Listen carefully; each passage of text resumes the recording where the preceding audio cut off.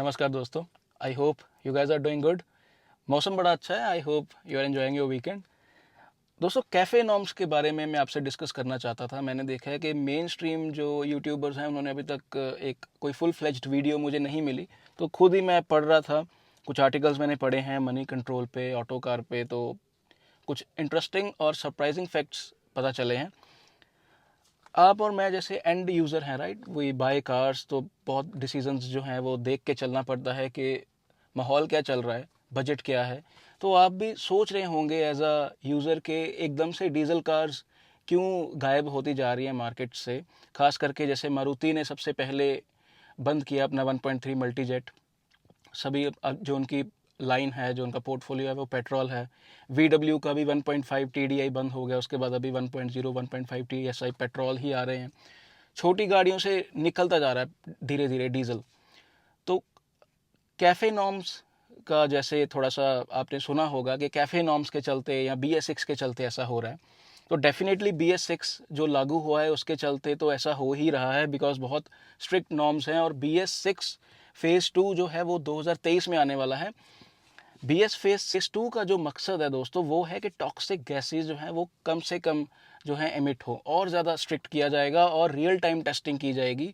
जो गाड़ियाँ डीजल गाड़ियाँ होंगी वो देखा जाएगा कि जो उन्होंने रिपोर्ट सबमिट की है BS6 के दौरान कि इतनी गाड़ियाँ एमिट करती हैं गैसेस, वो उतना ही है। रियल टाइम में चेक किया जाएगा उसको, तो उसमें भी बहुत गाड़ियों की छटनी हो जाएगी। कैफ़े नॉर्म्स जो हैं, मुझे लगा था कि कैफ़े नॉर्म्स जो हैं उसके कारण कहीं इनोवा, फॉर्च्यूनर जैसे जो ब्रांड्स, टोयोटा जैसे ब्रांड है, वो गाड़ियां जो हैं अपनी विड्रॉ इसलिए कर रहा है कि कैफ़े नॉर्म्स 2022 जैसे चल रहा है, अप्रैल में जो है कैफ़े टू नॉर्म्स जो हैं वो लागू हो चुके हैं। जिसके चलते कैफ़े 1 में तो फ़ाइन नहीं लग रहा था, बट कैफ़े 2 में लगेगा। तो शायद उसके चलते गाड़ियां जो हैं वो विड्रॉ कर रहे हैं brands, but that's not the case. तो शॉर्ट वीडियो में डालना चाहूँगा, एक कोई ज़्यादा लंबा नहीं जाएंगे क्योंकि हमने कौन सा कोई एग्ज़ाम देना है कि कैफ़े हमें समझ आ जाए। बेसिकली कैफ़े 1 जो था वो जा चुका है। उसमें देखिए ब्रांड्स का जो पोर्टफोलियो रहता है पूरा, सरकार उनको कहती है कि आप कैफ़े 1 तक 130 ग्राम्स का CO2 कार्बन एमिशन जो है पर कार आपकी पर किलोमीटर 130 ग्राम्स तक आपको अलाउड था। अभी जो वो वैल्यू है इन्होंने कम कर दी है, और वो कर दी है दोस्तों 113। मतलब अप्रैल के बाद जो आपकी गाड़ियाँ पोल्यूट कर रही हैं वो 113 ग्राम्स जो है वो पोल्यूट करे पर किलोमीटर। तो आप हैरान होंगे सुन के कि एक्चुअल में अगर आप डीजल की कार्बन एमिशन देखेंगे, only carbon CO2 emissions, carbon dioxide, और पेट्रोल की, तो काफ़ी फ़र्क है। मैंने अभी एक पोल भी डाला था जिसमें रिजल्ट्स गलत आ रहे हैं, which is very unlike of my community, because mostly उनको सब कुछ पता ही रहता है पहले से ही। बट डीजल गाड़ियाँ जो हैं 130 के आसपास जो है ग्राम्स एमिट करती है पर किलोमीटर, और पेट्रोल जो है वो कार्बन ऑक्साइड जो है वो ज़्यादा छोड़ता है, 200 ग्राम्स है पर किलोमीटर। बट डीजल का थोड़ा सा ये है कि अगर उनके कैटालिटिक कन्वर्टर जो कि अभी चल रहे हैं बड़ी गाड़ियों में, तो खास करके जिसमें यूरिया एड ब्लू यूज़ किया जाता है, अगर उसकी मेंटेनेंस अच्छे ना हो तो निट्रिक ऑक्साइड, नाइट्रोजन ऑक्साइड जैसे जो हार्मफुल गैसेज है वो डीजल गाड़ियाँ छोड़ती हैं, जिसके चलते BS6 पिक्चर में आ जाता है। तो डीजल गाड़ियाँ जो विड्रॉ हो रही हैं उसका ये आप मान के चलिए कि जो चेंजेस वो कर रहे हैं उससे शायद वो BS6 का फेज़ 2 वाले नॉर्म्स हैं उसको फॉलो नहीं कर पाएंगे। बट सरकार कहती है कि कैफ़े 2 में अगर आप कोई भी गाड़ियाँ बेच रहे हैं, और सरकार ने जो ये बात बोली है कि 113 तक होना चाहिए, ये एक एवरेज है। हर ब्रांड को डिफरेंट वैल्यू एलोकेट हुई है। जैसे इसूजू जो है वो हैवी गाड़ियाँ बनाती है, टोयोटा हैवी गाड़ियाँ बनाती है, तो उनको थोड़ी ज़्यादा वैल्यू दी गई है कि आप इतना एमिट कर सकते हैं। ये जो वैल्यू निकाली है 113, ये एक एवरेज है सभी ब्रांड्स की, जैसे निकाल के 113 अभी एक टारगेट दे दिया गया है।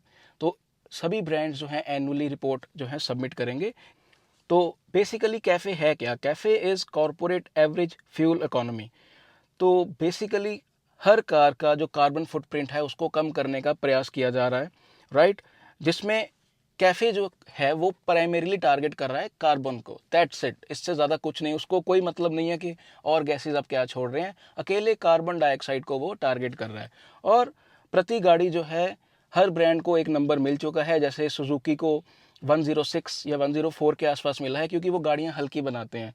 अच्छी बात ये है दोस्तों कि जो ब्रांड्स हाइब्रिड गाड़ियाँ या इलेक्ट्रिक गाड़ियाँ अभी बेच रहे हैं, उनको पर कार जो बेचते हैं उस पे क्रेडिट्स मिलते हैं, जैसे 3, 2। तो ये क्रेडिट्स जो हैं, जो जब वो रिपोर्ट सबमिट करेंगे, तो जितनी उन्होंने ईवी गाड़ियाँ बेची होंगी या हाइब्रिड बेची होंगी, जो भी क्रेडिट सेट हुआ है तो वो उसमें काउंट होगा।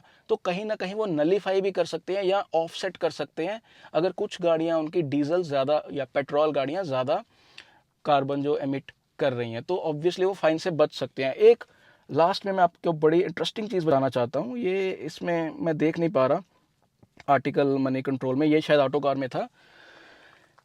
जो गाड़ियाँ TPMS जैसे फीचर्स देती हैं, उनको भी क्रेडिट मिलेंगे 0.80। और जैसे आपने देखा होगा कि इंजन आइडल स्टार्ट स्टॉप, अगर वो आप दे रहे हो तो वो भी क्रेडिट आपको मिलेंगे। तो इसीलिए हम देख रहे हैं कि मोस्टली जो ब्रांड्स हैं, VAG की अगर कार्स की बात करें, होंडा की करें, तो अभी आइडलिंग स्टार्ट स्टॉप, TPMS जैसे फीचर्स उन्होंने देने शुरू कर दिए हैं। एक और ब्रेकिंग के रिगार्डिंग भी फीचर है, वो भी। तो ये कॉमन फीचर्स जो हैं, अगर आप दोगे तो आपके जो क्रेडिट्स हैं वो बढ़ेंगे। तो इसीलिए अगर आप देखें, होंडा अपनी हाइब्रिड ले है या मारुति अगर हाइब्रिड लेके आ रही है, तो उन्होंने ऑफसेट कर देना है उस चीज़ को जो उनकी पेट्रोल गाड़ियाँ कार्बन एमिट कर रही हैं, क्योंकि सीधा लिखा हुआ है कि अभी तक फाइन्स नहीं लगे जैसे कि डेवलप्ड नेशंस में लगते हैं।